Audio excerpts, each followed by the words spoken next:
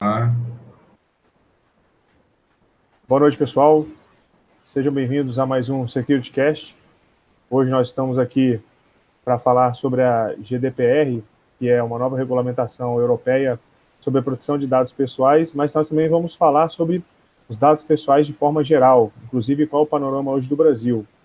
E aí, nós gostaríamos aqui hoje de dar as boas-vindas ao Júlio, ele que, após a saída do Azevedo, que foi noticiado pelo Facebook e que ele deixou o grupo recentemente, nós convidamos e o Júlio felizmente aceitou o convite de participar do SecurityCast, nosso grupo, e também para novos projetos que nós estamos planejando que virão esse ano de 2018. Então, passo a palavra em caráter excepcional para o Júlio, para ele fazer as vezes aqui de boa noite para vocês.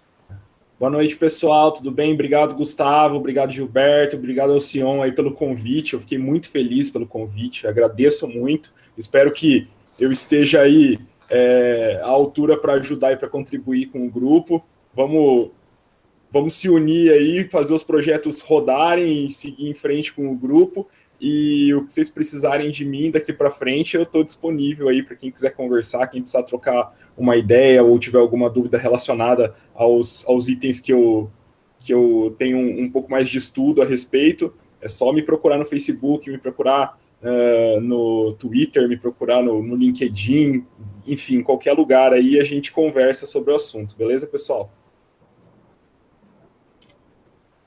Bom, Alcion, diz aí. Opa, beleza, Júlio? Bem-vindo aí também, cara. Bom, meu nome é Alcion, sou pentester, como todo mundo conhece aí, professor universitário, e hoje a gente vai contribuir também nessa parte de DPR e falar com o pessoal um pouquinho mais sobre essa questão de privacidade e como é que vai ser tratado esses dados a partir de agora, daqui a 12 dias, se eu não me engano, 11 dias aí, quando entrar em atividade. Mas, enfim, vou passar agora para o nosso amigo Sudré a palavra.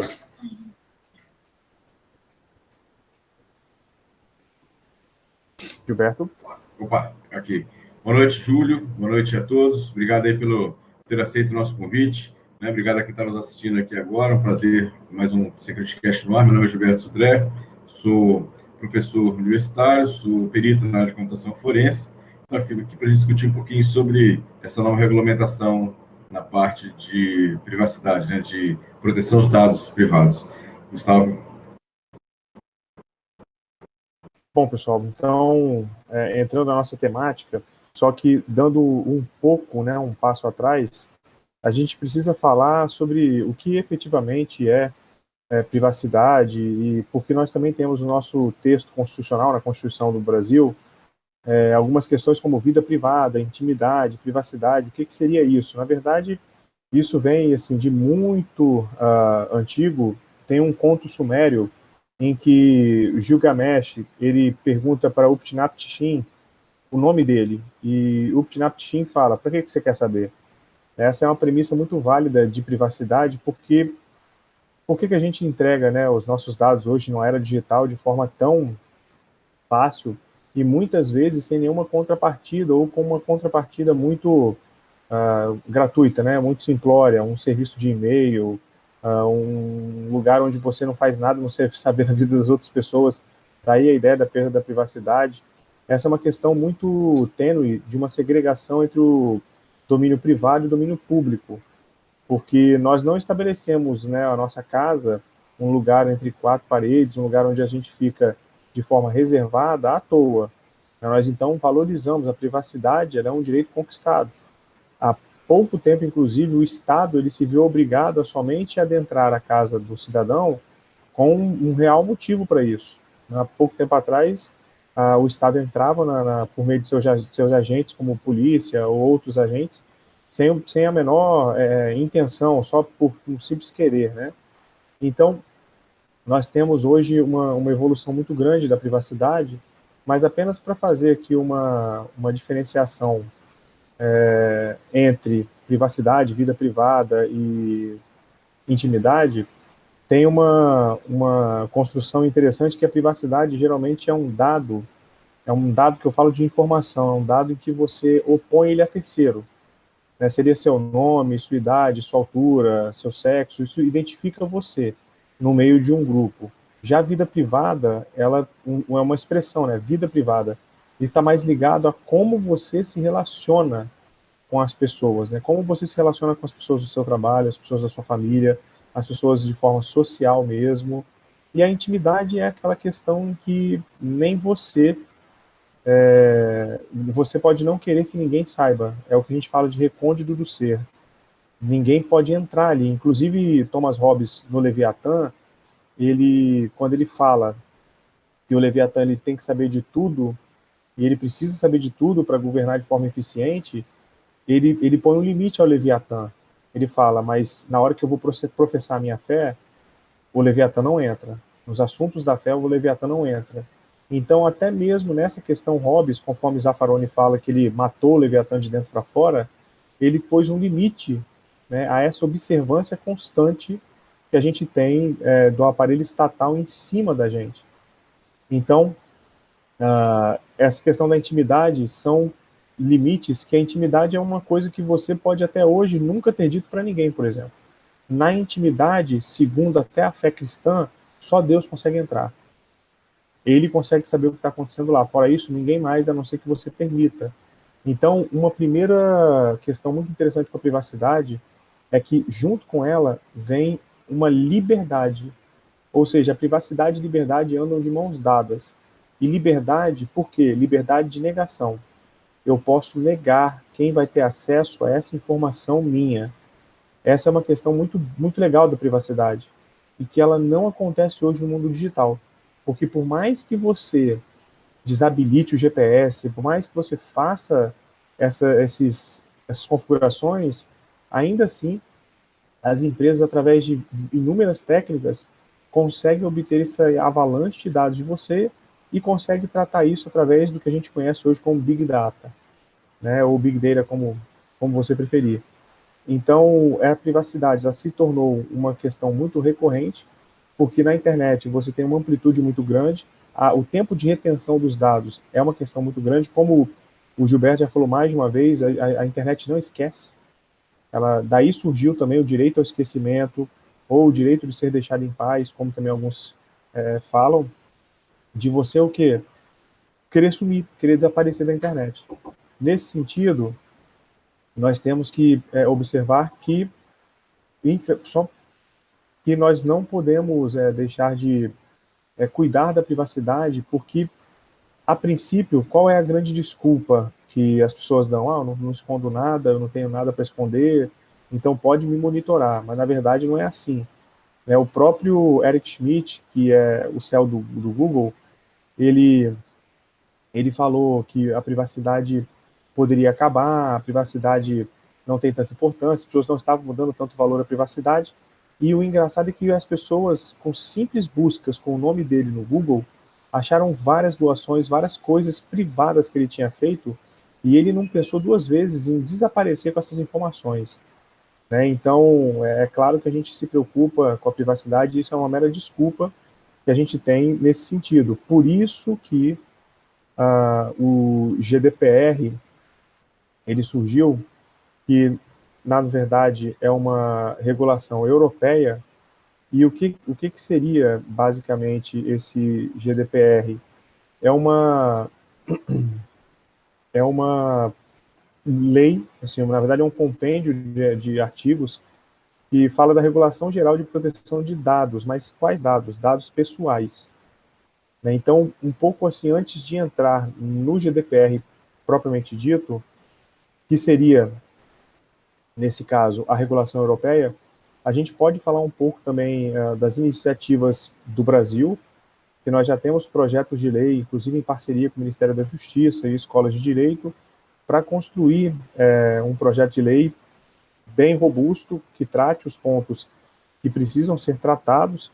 O projeto de lei é o 5276 de 2016, quem quiser está proposto na Câmara dos Deputados, e ele traz algumas informações interessantes também. Como o Marco Civil da Internet, ele traz definições, o que é endereço IP, o que é terminal, então ele acaba definindo o que são dados pessoais e algumas informações para que a gente possa entender isso daí. O dado pessoal, o tratamento, dado sensível, dado anonimizado, banco de dados, titular. Então, ele começa a pormenorizar para que a lei possa ser interpretada de forma correta.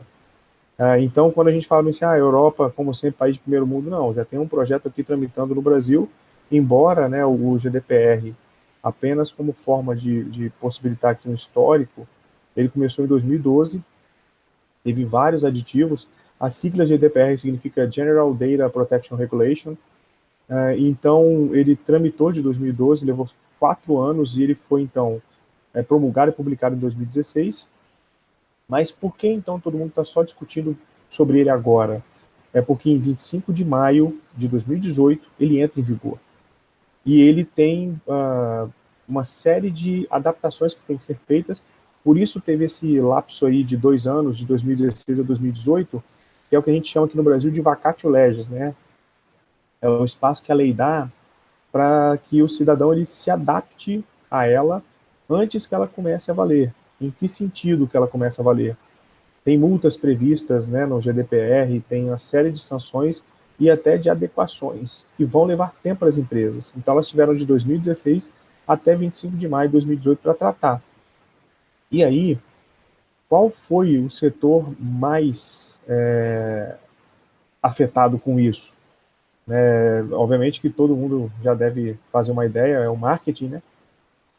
O marketing é um setor que foi realmente muito atacado com isso e, novamente, prevê o que esse projeto de lei, na verdade, essa lei do GDPR, prevê que você vai ter que a empresa vai ter que ser muito transparente com o que ela está coletando, para que ela está coletando, ou seja, além da coleta de dados, ela tem que dizer o porquê ela está coletando naquele momento e mais, coletar apenas o necessário. Gustavo, Eu.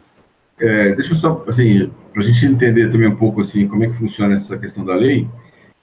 A regulamentação, alguém pode estar pensando assim, mas é uma regulamentação europeia, então isso não vai afetar, teoricamente, as empresas brasileiras. Na verdade, vai sim. Na verdade, a regulamentação ela vai se estender a todas as empresas que oferecem produtos ou serviços que armazenam informações relativas aos comportamentos de cidadãos europeus e de outras nacionalidades que residam lá. Então, quer dizer, se eu tenho uma empresa brasileira, mas que presta serviço para cidadãos europeus ou que tenham residência na Europa, as empresas brasileiras também vão ter que se adequar a essa situação. Então, essa é uma primeira questão, ou seja, não está tão longe assim, né? Ou seja, por isso que da relevância de discutir esse assunto, porque não está tão longe assim, na verdade, as empresas brasileiras que têm algum tipo de prestação de serviço para cidadãos europeus ou que moram no mercado europeu, eles também vão ter que ser afetadas para isso. Só para tirar uma dúvida aqui, por exemplo, se um cidadão europeu tiver uma conta em um banco aqui no Brasil, por exemplo, esse tipo de coisa é afetado? Só para me deixar mais claro nesse ponto aí, como é que vai ficar? Olha, essa questão das empresas que não são sediadas na Europa, ou mais que prestam ou processam dados pessoais de pessoas da Europa, é o artigo 27 da GDPR que prevê isso daí, inclusive com multa de 10 milhões de euros ou 2% das vendas global. Então, realmente, a regulação ela vem para isso. A questão que eu vou pôr mais ao final será que a lei vai dar conta disso? E aí a gente depois invoca isso novamente mais para o final do episódio de hoje, esse nosso SecurityCast. Mas tem um documento, o site é bem completo, tá, pessoal? Quem quiser acessar ou perguntar alguma coisa é www.eugdpr.org.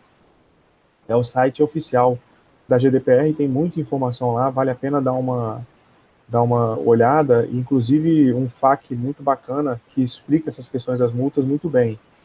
Então, o artigo 27, ele se depara com 2 perguntas. Sua empresa processa dados pessoais de pessoas da União Europeia? Sua empresa está sediada fora da União Europeia, sem representação na União Europeia? E ele fala, se você respondeu sim a ambas as perguntas, é provável que você precise de uma representante da GDPR, para você se adequar, sob pena de você vir a ser multado, nessas questões. Então, a multa, geralmente, ela varia na porcentagem de venda global, que tem como aferir, porque isso é declarado de alguma forma, ou, na verdade, uma multa no máximo de 20 milhões de euros. É o que pode incidir, é uma multa máxima que ele teria aí. Na verdade, a multa é de 20 milhões de euros ou 2 a 4%, dependendo do caso, do faturamento global. O que a gente sabe que, dependendo da empresa, é pior dar os 2% do que 20 milhões de euros, né? Então... Não é pouco, né? 20 milhões de euros não é troco, né? Não é, exatamente. Então, por que uma multa tão alta? É o que a gente fala de poder coercitivo da norma, né? A norma, o que vai acontecer agora? A gente sabe que as comunicações no meio digital, elas acontecem de acordo com a RFC 822, ou seja, acontecem na maioria das vezes em texto claro. Então, há como uma auditoria, alguém pegar se a empresa está realmente fazendo aquilo que ela está dizendo que ela está fazendo, ou se ela está fazendo a mais. E a gente não pode deixar de lembrar algumas questões que já acontecem hoje, que são os cookies. Um problema no Brasil que gerou uma multa também para a Oi, que é a questão do navegador Oi, um programa da Oi que monitorava tudo que o usuário estava fazendo, as Smart TVs que monitoravam e filmavam, né, as pessoas dentro de casa, o próprio smartphone, que é a onipresença hoje das empresas na vida da gente, as mídias sociais, a questão da própria computação em nuvem, como a gente gosta de falar, né? O computador não é nuvem, né? É apenas o computador de outra pessoa, né? O Big Data e a questão também que o Snowden denunciou, que é o monitoramento global praticado pelo Grupo dos Cinco Olhos, né? Que são os países da língua inglesa, e que ele veio trazer e trouxe vários documentos, que está muito bem contado no livro Sem Lugar para Se Esconder, que é do Glenn Greenwald, que é um jornalista norte-americano que hoje mora no Rio de Janeiro, e o Snowden entregou toda a documentação para ele. Então, essa discussão de privacidade, ela realmente vem sendo retomada no mundo inteiro. Há pouco tempo, nas oitivas do Facebook, quem não acompanhou, as explicações escorregadias, de forma bem respeitosa, do Mark Zuckerberg, ou Marquinho, como a gente fala para os mais íntimos, né? E isso vem chamando a atenção cada vez mais porque nós estamos já sendo inseridos na internet das coisas, e a gente precisa, né, a partir do momento que até o meu interruptor vai estar fornecendo informação para a empresa, eu preciso saber qual o alcance disso. Agora, há uma preocupação para isso também, indo numa questão mais filosófica. Tem um filósofo inglês chamado Jeremy Bentham, que ele escreveu o Panóptico, e o Panóptico nada mais era do que um projeto, né, por exemplo, a prisão, em que o observador, ele conseguiu observar todos os presos sabiam que estavam sendo observados, mas não sabiam o momento. Ou seja, eles não sabiam se naquele momento eles estavam ou não sendo observados, ou se o vigia estava lá, e não sabiam nenhuma informação, eles sabiam que potencialmente eles estariam sendo monitorados 24 horas por dia, 7 dias por semana. Isso gera um freio no sujeito, no ser. O ser acaba não sendo natural, ele acaba tendo sempre aquela sensação de estar sendo observado e não agindo de forma natural. Então você bloqueia a essência do ser.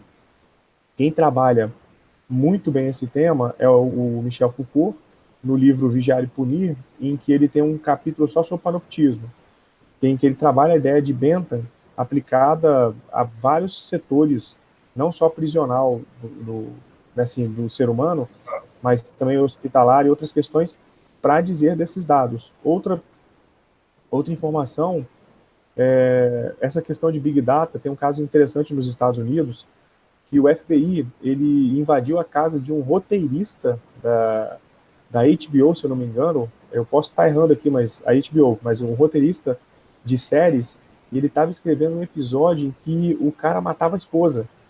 O FBI entrou na casa dele, mas quando foi ver não era nada disso, ele era apenas um roteirista. Tudo com base na coleta de informações de forma equivocada. A outra questão também foi uma loja que descobriu que a filha do cara estava grávida antes dele. Ela começou a enviar brindes para a casa dele, e aí ele foi reclamar na loja, né? O que é isso? Estão querendo que minha filha pratique, né, ato sexual, que é isso? Eu vou lá reclamar. Foi aí que a mãe da menina botou a mão nele assim, e falou, não, ela tá grávida mesmo. Gustavo, isso aí foi a loja Target, né? Isso, a Target, isso daí. A Target é o seguinte, ela conseguia prever aí ela sabia que a mulher estaria grávida aí até 3 meses antes que a família, né? Só por padrão de consumo e por padrões de pesquisa que ela venha a digitar no navegador da loja, né? No search da loja. É mais ou menos isso aí, a relação à Big Data. É muitíssimo interessante esse artigo, inclusive. Mas fazendo um paralelo aí, isso não é muito diferente, não, se a gente for ver da vida da cidade interior antigamente, né? Por exemplo, a menina ia lá na farmácia, comprava um teste de gravidez, aí o cara farmacêutico vinha, ou a tiazinha via e começava a espalhar a notícia, né? Então, muitas vezes os pais nem sabiam, mas já começava a rolar a notícia que a menina estava grávida. Então, só mudou só quem está consumindo os dados, né, para poder passar informação. Mas a ideia é praticamente a mesma. A questão toda que o Júlio lembrou para a gente aí são os algoritmos preditivos, né? Que ligados ao Big Data, eles conseguem ter uma... Agora, o que é o algoritmo preditivo? Alguém que já tenha visto ele funcionar? O algoritmo preditivo, ele não vira e fala para você, olha, toma aqui os 6 números da Mega Sena. Ele não fala isso. Ele analisa os dados e ele cria diversos cenários. E com base nos dados, ele fala, olha, esse cenário aqui, ele tem 80% de chance de acontecer. Já esse cenário, 60%, esse 40%. E aí quem toma a decisão é você. O programa não toma a decisão por você. Né? Mas por isso que ele fala que ele prevê o futuro. Entendeu? Porque ele consegue gerar informações e cenários com base nesses dados que estão realmente mais propensos a acontecer. Mas aí a gente invocando, né, a teoria do caos, né, na questão dos dados, né, diversos que podem atrapalhar isso daí, eu tenho sempre uma margem da não ocorrência desse cenário. Mas, de qualquer forma, os algoritmos preditivos eles têm tido uma margem de acerto bem grande em alguns testes que têm sido feitos. Agora, tudo depende da fonte que você usa para alimentar o seu algoritmo também. Gustavo, uma coisa interessante de conversar sobre isso, que você falou sobre a parte de computação em nuvem, né, o armazenamento em nuvem. E uma coisa importante dessa questão é que a lei, a GDPR, ela prevê que não só as empresas que armazenam essas informações ou que usam essas informações, como também os responsáveis pelo processamento das informações também implicariam ou teriam que seguir a norma. Então, nesse caso, segundo o entendimento, os prestadores de serviço de nuvem também ficariam sujeitos às mesmas punições se eles não cumprissem o GDPR. Então, ou seja, é uma coisa interessante que, assim, não está falando só das empresas, mas as empresas que prestam serviço para as empresas também estariam arrolados nessa mesma lei. Eu teria que seguir as definições dessa lei. Ô, Gilberto, é interessante você falar nisso, a gente voltando no nosso tema aqui, que é a GDPR. A GDPR, então, ela tem alguns pilares, que é a questão da coleta, do armazenamento, da exclusão desses dados. Isso mesmo, exclusão. Agora, só mais um adendo aqui para o pessoal que gosta de falar do país primeiro mundo, né? O Brasil já tem o decreto 8777, que regulamenta o Marco Civil da Internet, de 2016, em que ele prevê o pedido de exclusão. A diferença é que as empresas grandes e conhecidas aí do grande público, elas simplesmente ignoram as ordens judiciais brasileiras. Né? E multa diária não faz o mínimo efeito com elas. É a experiência que a gente tem juridicamente falando. Então, o Brasil tem alguma regulamentação já. Mas, de novo, a questão é qual a eficácia da lei frente ao mundo digital. Então, a GDPR, ela prevê essa questão da transparência, que é uma questão de como é que que dados eu vou coletar, como eu vou coletar e para que eu vou coletar. Né? Então, o propósito tem que ser especificado no momento da coleta, a segurança, como o Gilberto falou, né? Por onde o dado passar, a GDPR vai ter que cobrir, as empresas vão ter que se adequar. O tempo de retenção e qual a previsão de eliminação desses dados também faz parte da GDPR. E, pessoal, assim, realmente um episódio só de SecurityCast para tratar da GDPR em seus artigos, o preâmbulo, fica muito, muito curto. Então, a gente está passando a ideia geral da GDPR. Eu passei o link, é legal ir lá visitar também, para ter mais informações. E isso é uma questão extremamente jurídica para qualquer empresa. Vai ter o jurídico vai ter que trabalhar junto com o setor de informática para conseguir adequar as empresas à GDPR. E também a questão assim, da eliminação dos dados, não só a retenção, a eliminação é que ela está obrigada a pagar, seja por mera solicitação, formal ou não. Então, algumas empresas, como até o Google, eles já criaram, mas aí não funciona para os brasileiros, né? É o link chamado Forget Me, ou Me Esqueça, que ele fica disponível no formulário em que você vai lá e pede para pagar. Mas a gente tem que lembrar, com certeza o Júlio Gilberto e o Alcion vão lembrar disso, o Google que estava passando com o carrinho do Google Earth na casa, na rua do mundo todo, coletando as informações das Wi-Fi domésticas, né, e empresariais, foi interpelado, né, para perguntar se eles tinham apagado esses dados. Eles falaram que tinham apagados e meses depois encontraram os HDs com os dados armazenados ainda sobre essas informações. Então, essa é a questão que talvez que eu queira colocar. Até que ponto a lei ela consegue ter eficácia, consegue obrigar essas empresas a fazer isso?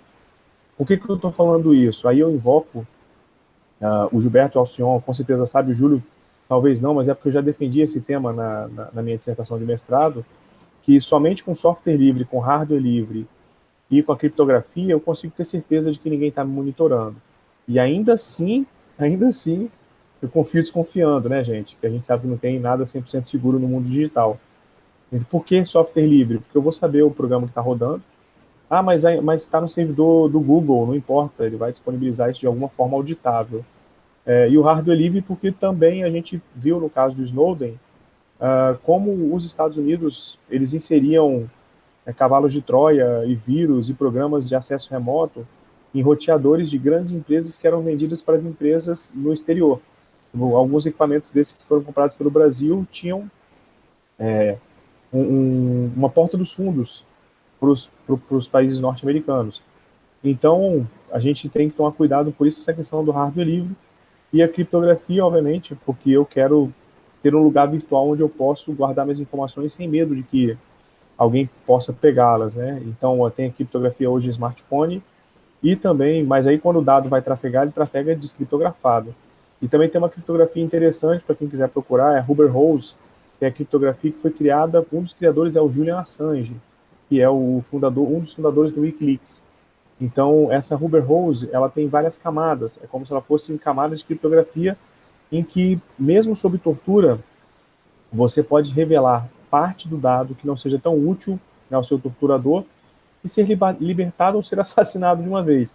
Mas acontece que você consegue dar algumas pistas sem abrir o dado todo essencial. É interessante essa criptografia Rubber Hose, por exemplo. E, de novo, sobre a GDPR, as empresas vão ter que se adequar, vão ter que disponibilizar e vão ter que, obviamente, abrir canais com os consumidores para que eles possam, inclusive, solicitar os dados que têm sobre eles. E aqui no Brasil se assemelha muito ao que a gente chama de habeas data, né, em órgão público. Mas pode falar, Gilberto. A gente está falando de data, né, de informações, de dados que as empresas armazenam dos seus usuários, né, e que esses dados seriam protegidos. Mas a pergunta é, que dados são esses? Então, como é que a GDPR faz, não, define, né?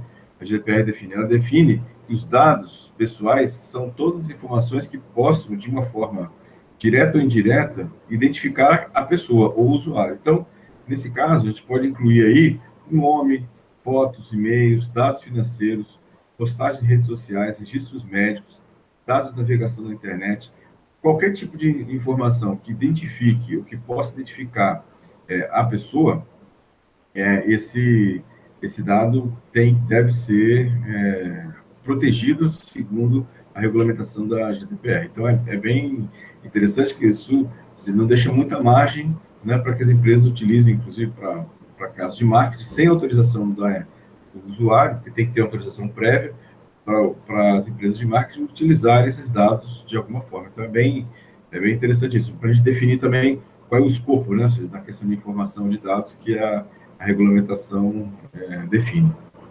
Ô, Sudré, só para ir te acompanhando aqui no raciocínio, achei interessante que eu dou uma olhada também no GDPR, é a questão da criação de um DPO, né, que é um Data Protection Officer. que é uma função assim, que não é relativamente nova, às vezes a própria CISO faz essa função, mas o interessante é que ele vai funcionar como auditor. A ideia deles é que ele fique como auditor interno da empresa, que verifique, ou seja, que possa atuar efetivamente num ataque cibernético, num roubo de dados. Então ele vai ter que trabalhar pensando nessa proteção, auditando esses controles que são impostos aí, que são colocados, né? Enfim, então, na verdade, se marca com a pessoa com um regulador interno, né? Então o cara vai trabalhar com uma parte de regulamentação interna, que deve ser ligada à diretoria, ou a próprio diretor de tecnologia, ou se não, a diretoria da empresa, né? Ou enfim, ao conselho deliberativo, vai depender de cada organização. Mas interessante, agora começa a ganhar um poder maior, né? O cara da segurança, como o pessoal fala, né? O gestor de segurança da empresa, ele começa a ter uma voz mais ativa dentro da empresa para colocar, até porque ele tem uma lei do lado dele, né? Para bater em cima. Ô, Cião, é interessante que isso pode vir a gerar alguns cargos aí a mais para o pessoal de segurança da informação, Blue Team, né? Entre outros, por conta dessa regulamentação, né? Porque a gente bem sabe que aqui no Brasil parece que o pessoal, se não tiver uma lei, uma regulamentação em cima, parece que o pessoal só faz sempre o mínimo possível para poder operar em cima de segurança da informação, né? Então é interessante, porque a questão da GDPR, ela acaba estimulando o mercado a olhar um pouco mais, né, a ter essa... Do mesmo jeito que, por exemplo, você tem a PCI lá, o compliance da PCI, te obriga, né, obriga as empresas que retêm informações sobre cartão de crédito a fazer um pentest a cada 6 meses, se não me engano é a cada 6 meses, né? Então a GDPR pode ser que venha aí melhorar também na questão de empregabilidade e na questão de acúmulo aí, para trazer mais funções e aumentar a empregabilidade do pessoal de TI, né? Da área de segurança, no caso. Assim, eu vou bater um papo com vocês aqui, eu vou inserir um assunto, né? Em março agora eu fui fazer uma visita ao Centro de Defesa Cibernética lá no Reino Unido. E durante essa visita eu bati um papo com o pessoal lá e eles estavam comentando, a gente fala que o brasileiro que deixa tudo para a última hora, mas não é bem assim não. Eles estavam comentando da loucura do apoio que eles estavam tendo que dar para as empresas de grande porte lá para se adaptarem à GDPR, sabendo que agora, dia 25 de maio, ela entra com força de lei, né? Porque até então ela está de forma adaptativa de 2016 até dia 25 de maio de 2018. Mas o pessoal deixou tudo para a última hora, mas efetivamente, que fala que é o brasileiro, não, mas é realmente o mundo é assim, né? O pessoal só se coça quando começa a doer, que a gente fala de até 20 milhões de euros, ou 4% do valor líquido. E é engraçado, o pessoal está falando, tá uma loucura a nossa vida aqui, a gente está tendo que trabalhar, e começou a apresentar as soluções que eles estavam utilizando para isso, de que forma que eles estavam atuando para comparar no GDPR, e aí foi quando a gente até colocou na mesa lá, falando sobre exatamente o marco civil da internet. Eles falam, vocês estão realmente um passo à frente. Lógico que se for comparado o escopo total de cada um, a deles é muito mais completa. Bom, só na minha visão, depois o Martinelli pode até me bater isso aí, mas eu achei ela muito mais completa se for feita uma comparação entre as duas. Mas Alcion, eu concordo com você assim, em parte, mas o que eu falo assim da questão da ineficácia da lei é que depois de um golpe que teve, né, nos Estados Unidos, eles fizeram uma lei chamada Sarbanes-Oxley, que é a chamada SOX ou Sarbox. E essa lei, ela é severa. A empresa que não respeitar, ela está fora da Bolsa de Valor. Em palavras gerais, em letras gerais, ela quebra. Ela quebra. Você para de poder movimentar os seus ativos em Bolsa de Valor. Isso é uma forma, sinceramente, muito mais eficaz do que multa de 20 milhões, enfim. Porque aí acontece o que a gente já está acostumado no Brasil, né? O empresário repassa isso no preço para já fazer um pé de meia para quando ele escorregar e conseguir pagar isso daí. O brasileiro não é lugar para amadores, né? O Brasil não é lugar para amadores, então a gente já sabe disso. Ainda mais você que está nessa cidade onde você mora, até o Wi-Fi aí toma tombo. Então... Rouba até o Wi-Fi do vizinho aqui. Então, olha só, eu sinceramente espero que a GDPR ela venha, porque a Europa também, na matéria aí, agora não de proteção de dados pessoais, mas de cybercrime, ela tem a Convenção de Budapeste, que cria a rede 24/7, que cria uma série de tipificações penais, que exige que os países colaborem com investigações criminais Então, quando você tem um bloco de 28 países coeso no mesmo fim, é óbvio que isso assusta, porque qual é... Ah, Gustavo, você falou de multa, eu falei de multa, multa é tranquilo. O negócio é que a GDPR também prevê o quê? A inoperância da empresa na Europa. Não se adequou à GDPR, não pode trabalhar na Europa, entendeu? Vai ser bloqueado. Ah, como? IP, não sei o que vai ser, mas a empresa que não estiver aderente à GDPR não pode transacionar com cidadãos europeus. Fala. Só aproveitando que você falou assim, da empresa, tem uma pergunta aqui do Douglas, perguntando se a norma se aplica em todos os países. A gente até comentou um pouco sobre isso aqui, Douglas. Na verdade, se aplica a todas as empresas que armazenam ou lidam com informações de cidadãos europeus ou de pessoas que estão residentes no território europeu. Então, ou seja, aí qualquer empresa, pode ser empresa europeia, empresa brasileira ou americana, que tem esse tipo de contato com dados de cidadãos europeus ou que moram lá, estão sujeitas a ter que seguir o que a GDPR estabelece. Digamos, então, que se o SecurityCast tivesse um cara cadastrado que fosse da União Europeia, a gente tivesse os dados dele, foto, lá no nosso blog, por exemplo, a gente tinha que fazer a apresentação desses dados e seguir a GDPR. Teria. Bom, a gente vai ter que eleger um DPO daqui a pouco, aí, viu? Que nem aqueles dados que eu comentei lá, de fotos, nome. Se a gente tem isso aí, não tem escapatória. O mais legal dessas questões da gente ver a GDPR, enfim, é que as empresas, elas terão que se adequar, e mais, para quem não conhece, tem no YouTube um documentário chamado Terms and Conditions May Apply, que fala de como os termos de uso de privacidade são escritos, inclusive com fonte que provoca náusea no leitor, para que ninguém leia e clique aceitando sem falar nada. E nesse ponto para o Brasil. O contrato de adesão no Brasil numa relação de consumo pode ter várias cláusulas, né, consideradas nulas ou anuláveis, juridicamente falando, de forma judicial. Então, não vale nada você clicar, né, ali e prosseguir. Nós acostumamos com isso nas famosas EULA, né, na End User License Agreement, ou licença de usuário final, quando você instalava o Windows e estava lá, né, eu abdico dos meus bens, eu abro mão dos meus filhos, clique aqui para prosseguir, né, você concordava e prosseguia.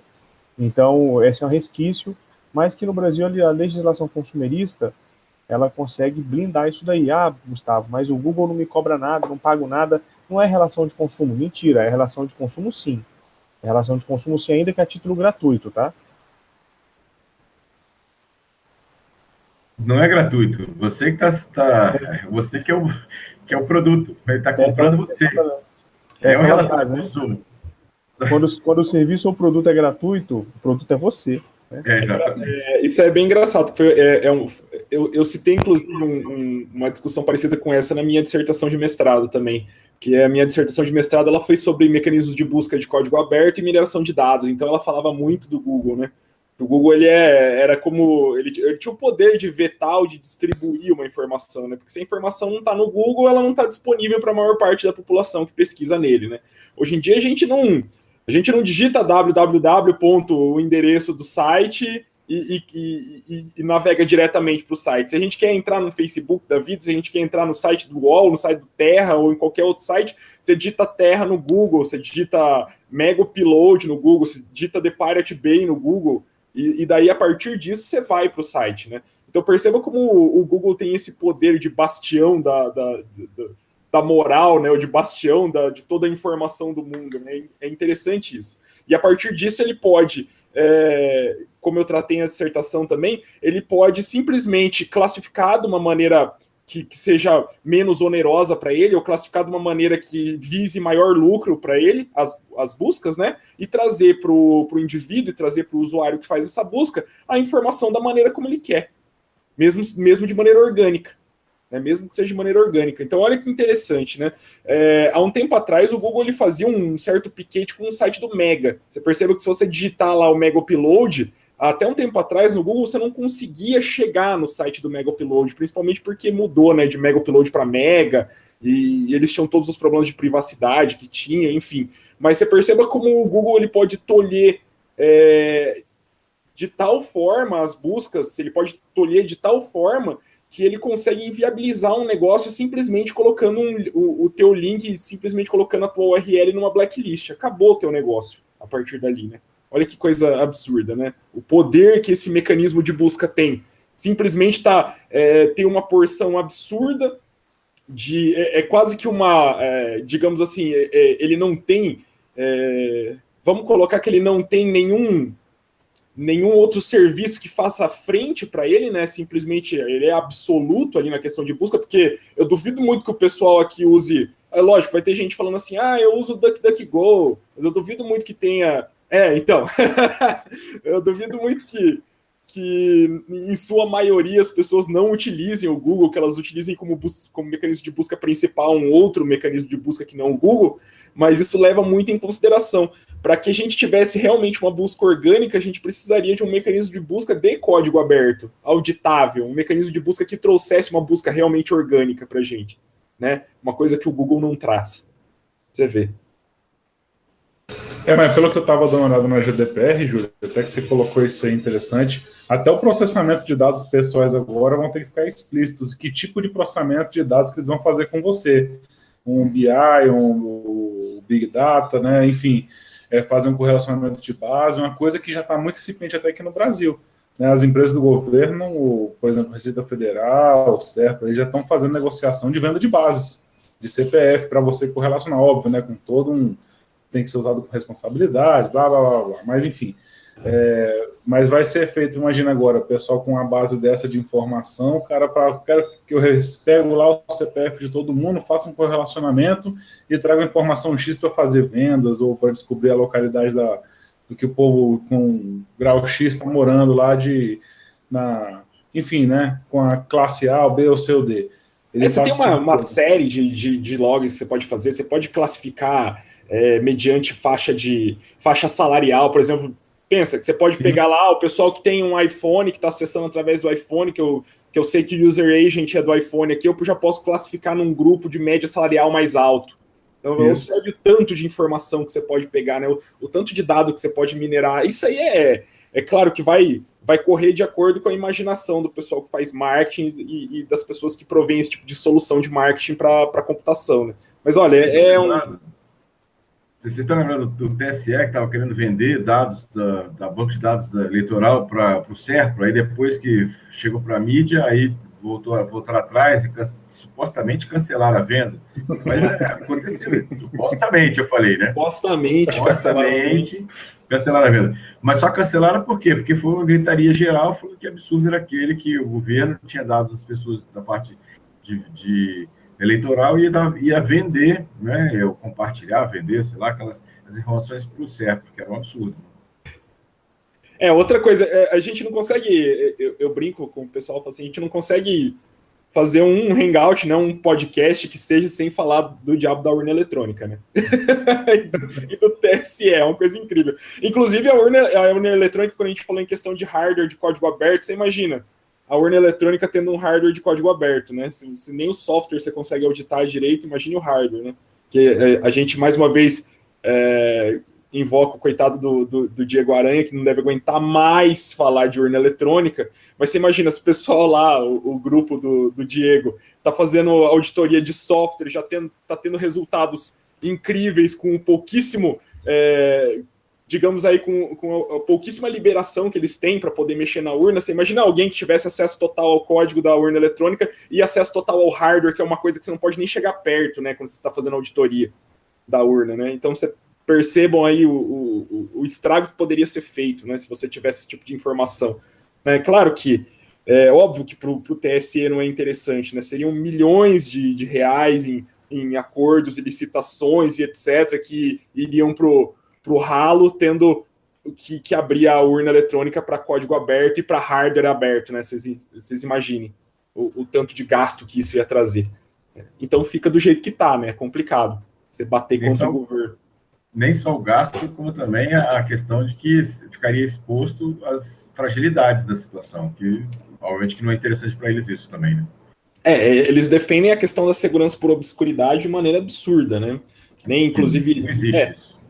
A questão da segurança por obscuridade é que eles tentam defender, falando que a urna não é ligada à internet, que a urna não tem meio de comunicação, por isso ela é segura. E, assim... Fala isso para aqueles usinas de beneficiamento de urânio lá do... Exatamente, né? Até a última vez que eu... Stuxnet, né? Que Stuxnet, né? Foram offline, né? Isso, a última vez que eu vi o pessoal dos air-gapped malwares também, eles confirmavam que não existia invasão quando não tinha internet, né? Aquele pessoal que transmite malware por som, por aquecimento de processador, por captação... magnética, você viu? Variação eletromagnética, por variação de calor, né? Variação térmica, por som ultrassônico ou som que seja em frequências abaixo das que sejam captadas pelo ouvido humano, né? Até a vibração do HD, até a vibração da cabeça do HD você consegue fazer. Exatamente. Agora, eu falo assim, nossa, é que eles não têm, né? Não tem como você ter acesso, mas eu acho que só uma foto da placa eletrônica, né?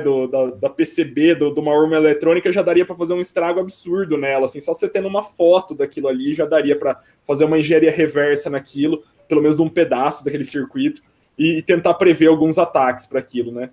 Mas é óbvio que aquilo ali fica restrito, absurdamente restrito, né? Não tem nem como observar aquilo. Mas fazer o quê, né?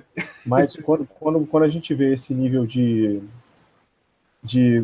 a GDPR exige de empresas privadas, obviamente vai exigir também de órgão público, esse nível de transparência também vai chegar para o poder público mesmo, né? Uma hora chega no Brasil. Tanto é que, como eu falei, o Brasil já tem regulamentações muito boas, só não são seguidas, mas tem.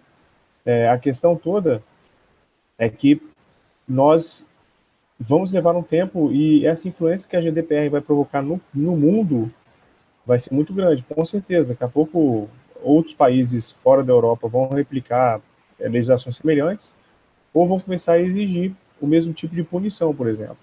Gustavo, não cumprir a legislação é só um detalhe. O importante é ter a legislação lá. Se não cumpre, é só um detalhe. Não é muito importante cumprir, entendeu? Tem que estar escrito lá. Depende de qual país, né? Não, mas eu entendi o que o Gilberto falou. Mas, Gilberto, eu concordo com você que tem que ter legislação. Concordo com você perfeitamente.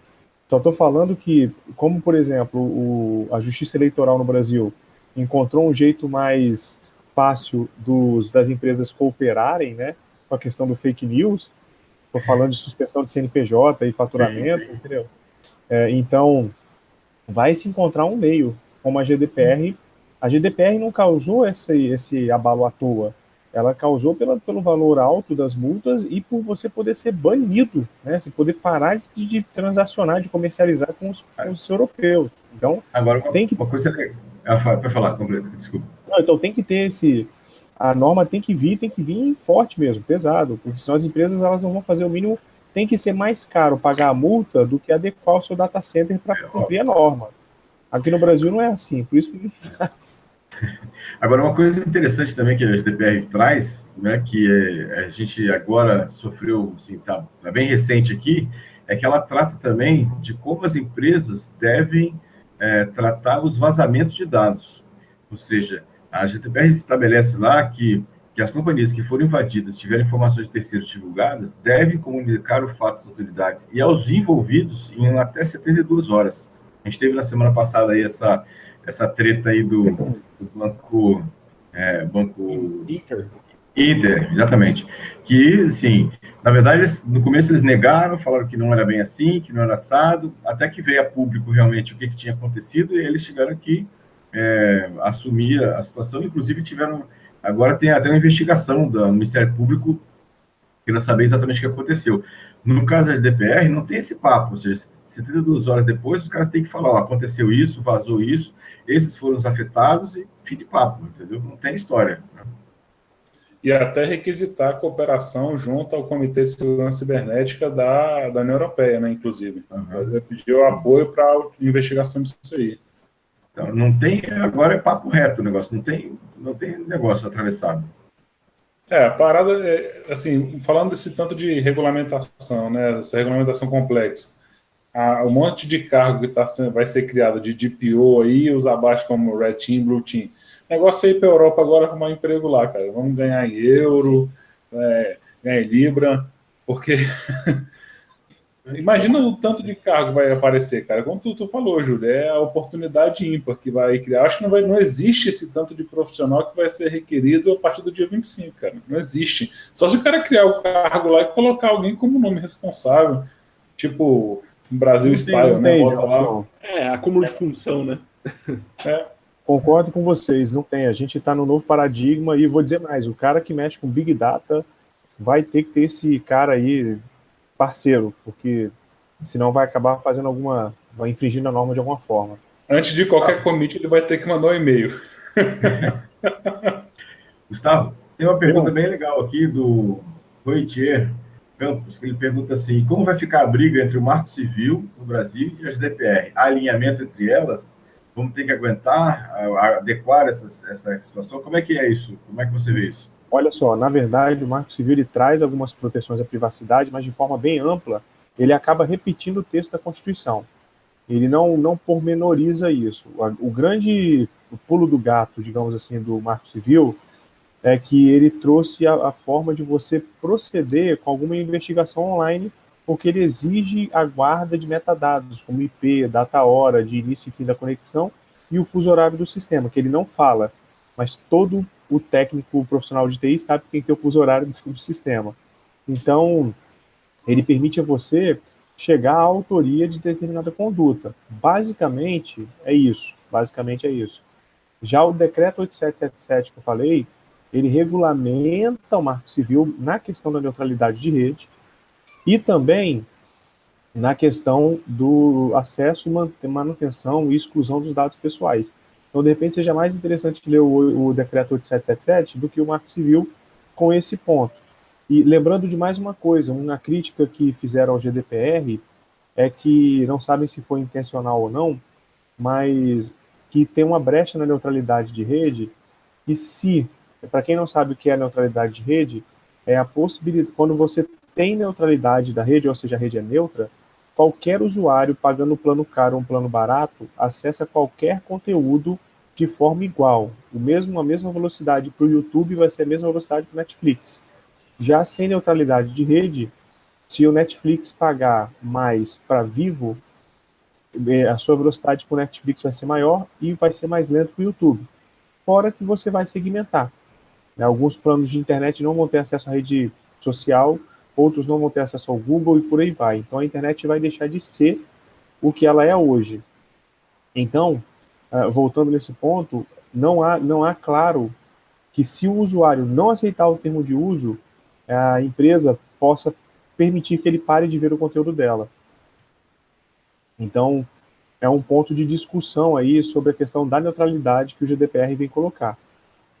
Todo mundo espera que dentro do princípio da boa-fé não haja nenhuma alteração nesse sentido, mas os marqueteiros, eles já estão procurando brechas na lei, obviamente, para falar sobre isso. Não sei se eu respondi a pergunta, acho que sim, mas dá uma olhadinha no decreto 8777, que tem talvez mais informações lá que interessam. Mas, de novo, o Brasil tem um projeto de lei específico sobre esse assunto de dados pessoais. Então, eu peço que procure o projeto, como eu já falei, 5276, desculpa, /2016 da Câmara dos Deputados. E aí, agora a gente vai encaminhando agora para o final, senhor, pode falar. É só uma pergunta aqui que o Carlos Magno tinha feito, eu não consegui achar um lugar para meio que encaixar ela, mas acho que o momento agora seria oportuno. Ele talvez perguntar sobre a questão do hardware, né, que você até comentou aí, com backdoors, enfim, que a gente sabe que existe. Um caso clássico dele, depois eu deixei para vocês complementarem, é estavam falando dos roteadores da Cisco. Não sei se vocês lembram, né, que os roteadores da Cisco passavam todos pela NSA, era aberto. Eu só não quis falar o nome da empresa, mas... Mas, enfim, eu tô nem aí. Tá certo. E aí, enfim, aí o cara... enfim, eles colocavam esses backdoors, né, e depois reenviavam o produto, enfim, já ia com aquele lá. Existem outras técnicas aí. Ele perguntou se existe algum hardware que foi comunicado desse tipo de de backdoor que foi colocado, doméstico, assim, o que eu vi mais realmente são casos de grandes empresas, né? Ou seja, de grandes equipamentos para grandes empresas que o governo americano queria realmente absorver as informações que estavam passando por lá. Mas se vocês tiverem algum outro caso que relembre aí disso aí, que seja até de uso doméstico, tipo computador, notebook, enfim, processador, que eu não estou lembrando de cabeça agora, que tem esse tipo de backdoor para enviar informações, vocês podem complementar aí para ajudar o Carlos. Inclusive, Júlio, só antes de você responder, tem outra pergunta que só complementando, que ele pergunta também sobre microcontroladores ESP. Então já está falando de hardware backdoor, já inclui também na sua resposta aí. A questão de microcontrolador. Bom, gente, eu vou indicar uma palestra se não me engano, foi da H2HC do Everson Crash. Não sei se vocês conhecem o Everson, cara, gente boa demais, acho que de Belo Horizonte, um dos caras que auxilia lá na BREC.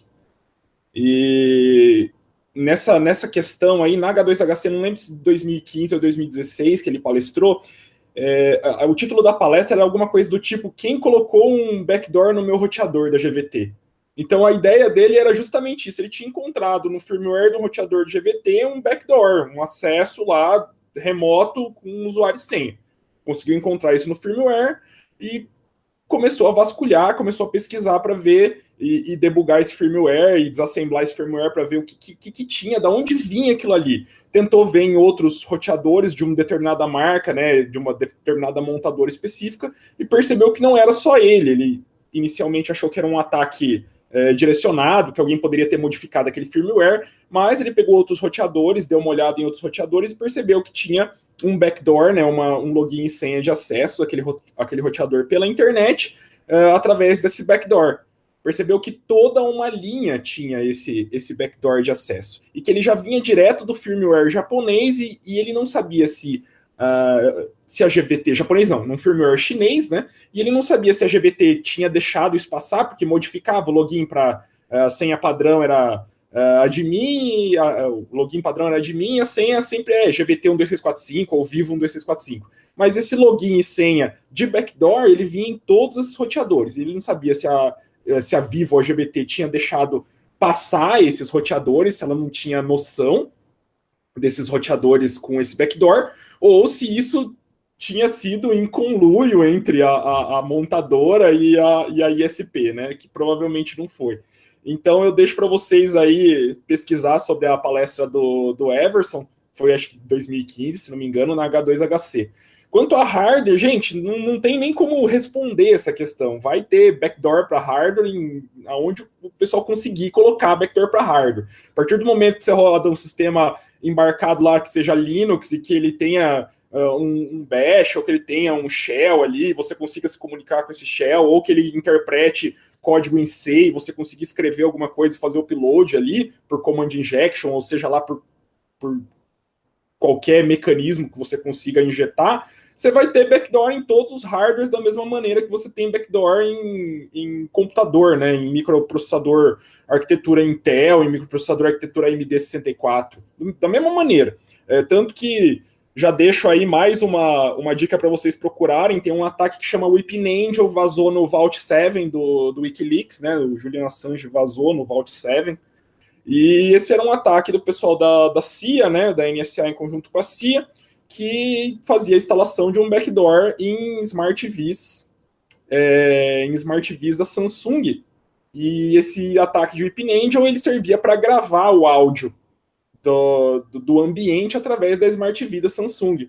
Então, observem, você tem aí ataques para Smart TV, você tem ataques, tem um outro chamado Cherry Blossom também para roteadores, depois vocês deem uma olhada, acredito que todos no Vault 7. Tem outros ataques para circuito de CCTV, né, para circuito fechado de TV, uma infinidade de ataques. Da mesma maneira que vocês conseguem fazer ataques para computadores, o cara consegue codar um ataque ali focado em embarcado, seja qual embarcado possa propiciar esse tipo de ataque, né? Quanto mais inteligente o embarcado, quanto mais inteligente o dispositivo de IoT for, mais fácil fica você codificar e mais fácil fica dele interpretar algum comando relacionado. É isso. Entendi. Bom, galera, vamos caminhando agora para o final. Eu Vou convidar então o Alcion para falar das notícias aí que ele tiver para tratar, para a gente encaminhar. E agradecendo a você que participou aí do nosso SecurityCast, mandando pergunta ou assistindo a gente. Obrigado pela sua audiência. E, Alcion, pode ir. Opa, vamos lá. Então, sempre a notícia, assim, por acaso eu estou meio afastado das notícias da Microsoft, mas eu vou voltar no próximo, eu prometo, tá? O pessoal veio me questionar na semana passada, pô, você não falou de Microsoft? Eu falei, não, calma, deixa acumular mais um pouquinho, eu vou postar. Mas é porque a gente está falando de backdoor e, pô, falando de lei de proteção de dados, aí me vem a Oi, né, e dá aquela cagada de pau violenta, falando sobre a questão de liberar, deixar, né, um pesquisador achou mais de 5 mil roteadores daquela marca Datacom, talvez vocês conheçam, corram aí na casa de vocês, quem for cliente da Oi, veja lá se é Datacom. São 3 modelos desse Datacom, é o DM991CR, DM706CR e DM991CS. E aí, por alguns problemas, né, de configurações dele, deixou liberado o acesso com Telnet, mas não tem uma senha por padrão, tá? Então, o acesso Telnet desse tipo de roteador, sem senha padrão, você consegue fazer. Então, mais de 5 mil casas aí estão desprotegidas, digamos assim. O cara começar a fazer pesquisa sobre range IP da Oi, já começa a fazer umas brincadeiras. Eu confesso que eu fiz a título de teste, procurei alguns lugares aí, e acharam, ainda não deram uma resposta oficial, eles estão trabalhando em cima disso. Bom, foi uma brincadeira legal de final de semana aí para quem viu essa notícia sexta-feira, mais ou menos. Acho que foi quinta-feira à noite para sexta que saiu essa pesquisa. Mas eu vou passar pro Gilberto aí. Tira o mute, Gilberto. Beleza.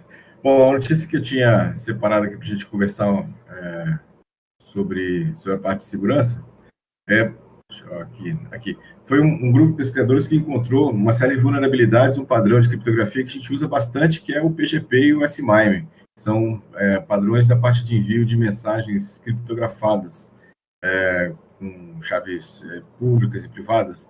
E segundo esse estudo que eles descobriram, né, eles revelaram, a falha pode ser explorada pelo atacante, que vai conseguir ler as mensagens, principalmente na falha de ler. Na verdade, o problema parece que não é exatamente do protocolo, mas sim de como é feita a implementação da descriptografia das mensagens. E aí, a recomendação é que ou continue usando, mas sabendo que tem algum tipo de vulnerabilidade, ou então esperar até que os problemas sejam resolvidos em relação a isso. Então, essa é uma questão bem complicada.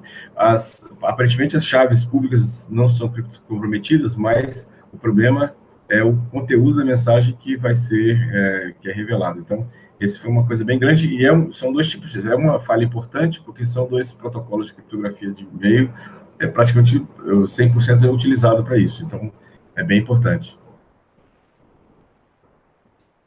Eu tenho uma notícia também. Ó, eis a manchete. Microsoft adiciona suporte a JavaScript no Excel. Discutam a respeito. Shit! O que pode... Bem essa manchete. Microsoft adiciona suporte a JavaScript no Excel. O que poderia dar errado? Né? Previsão para 2018. Ah, você falou disso, eu lembrei agora. Né? Você falou da previsão que pode dar merda. Há 2 dias atrás, fez 1 ano do WannaCry, né? Dia 12 de maio. Fez. Você vê aqui, o que poderia dar errado com o WannaCry, né? O próximo WannaCry. Cara, já fez 1 ano de WannaCry. Nossa. Olha só, falando em falhas de segurança, teve uma outra falha também grave, que foi descobrida do Signal. Aquele protocolo que todo mundo falava que era seguro e tal, com com execução remota de comandos através do Signal. Também é uma coisa importante também. Eita. O Júlio, já deu sua notícia? Já dei. Minha notícia era essa. Pô, eu vou pular a notícia, eu vou recomendar algumas leituras sobre essas questões que a gente está tratando aqui, que é o Cypherpunks, para quem para quem quer falar de privacidade, criptografia, é um livro muito bacana mesmo, assim. E o livro que eu comentei aqui, que é o Sem Lugar para Se Esconder, que é o livro que conta toda a denúncia do Snowden, feita pelo Glenn Greenwald, que documentou. A outra, e aí é mais para a galera da filosofia, é Vigilância Líquida, do Zygmunt Bauman, que fala dessa questão de ser monitorado o tempo todo. E como eu bati o tempo inteiro na questão da eficácia da lei na internet, tem um livro bacana que eu tomei contato um tempo atrás, que é o Making Laws for Cyberspace, do Chris Reed, que fala de como você consegue fazer leis que permeabilizem o cyberespaço. Lembrando também, para quem quiser saber mais sobre isso, procurar Lawrence Lessig, que é o autor do Código é a Lei, que é Code 2.0, Code 2.0, que fala justamente de que faz uma ambiguidade, código da lei e o código de máquina, que o código é a lei, que na verdade o código compilado na máquina ou interpretado, ele faz lei, né, entre as partes, que não permite nada além daquilo. Hacking facts, né? A gente sabe que sempre tem um jeito de fazer. Mas é bacana isso daí. Mas a gente deixa para um próximo SecurityCast vocês elegerem esse tema aí como hábil a apresentar. Beleza? Galera, eu queria então encerrar o episódio de hoje. Queria agradecer a presença de todos vocês, toda a audiência que vocês deram para a gente. A participação foi muito bacana. E agradecer mais uma vez o Júlio ter aceitado o nosso convite. Se ele acha que é só ficar, né, assim, tranquilinho agora aqui, é tanto serviço que a gente tem para fazer, com certeza a gente vai trazer muitos frutos para vocês. Tá bom? Obrigado mais uma vez e aguarde o SecurityCast em 2018. Pessoal, até logo. Um abraço. Aqui, Gustavo, deixa eu só lembrar aqui rapidinho. Falei. Só para lembrar que a gente tem, pessoal, quem gostou aí, dá o nosso like, a nossa curtida aí no nosso vídeo aí do YouTube. Quem está assistindo também depois, também dá um like no nosso vídeo, é legal. Visita a nossa página no Facebook, facebook.com/seccast. E a gente tem o nosso grupo de Telegram, que é o maior grupo em língua portuguesa sobre segurança da informação. Mais de 2.200 mal elementos lá, né? Vai dizer outra coisa, né? Que é o Telegram t.me/seccast. Esperamos vocês por lá. Só mais uma informação, a gente passou dos 3.000 inscritos no nosso canal, está crescendo aí, a gente pode compartilhar, foi a semana, acho que o Júlio pediu para a família dele curtir lá o canal, a gente passou dos 3.000. Vou pedir mais, vou pedir para os primos e para os tios também agora, vamos ver se a família é meio grande aqui, vamos ver se passa do segundo 4. Eu vou... Quando é que a gente vai ganhar a plaquinha de youtuber lá do YouTube?